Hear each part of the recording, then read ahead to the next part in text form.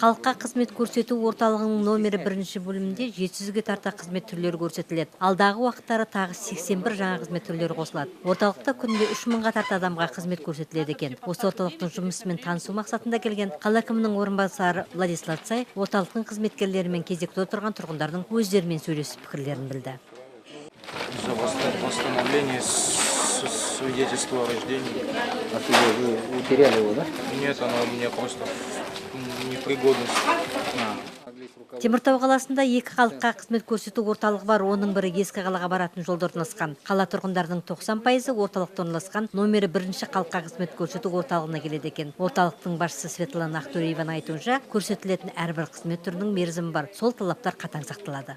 Хотела сказать, что не бывает, но бывает так, как слышите, допустим, если вы слышите, что там сидел больше, да, возможно, сбой был, но все сбои у нас актируются. Ежедневно бывает сбои, конечно же, у нас по системе. В таких случаях могут там посидеть. А так именно по услуге, чтобы нету, у нас есть определенное время ожидания, установленное стандартом, не более 20 минут, там, смотря какая это услуга.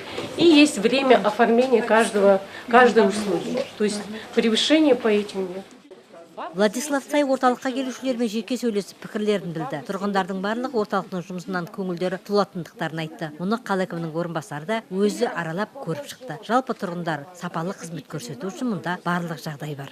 Цель нашего визита сегодня прийти узнать работу ЦОНа, потому что... Халыққа қызмет көрсету орталығына келген мақсатым оның жұмысымен танысу болатын. Орталықтың жұмысы қалай жүруде, сапалы қызмет көрсетіле ме? Оның барлығын келушілердің өздерімен сөйлесіп пікірлерін білдім. Жалпы орталықтың жұмысына көңілімнен шықты. Барлық талаптар сақталған. Біздің қаламызда 2 халыққа қызмет көрсету орталығы бар. Номері 1-шісі орталықта орналасқан. Олар 700-ге түрлі қызмет көрсетеді. Тағы 81 қосылады деп отыр. Бір мәселе ғимаратқа байланысты. Жалпы орталықтың жұмысы тұрғындардың көңілінен шығып отыр.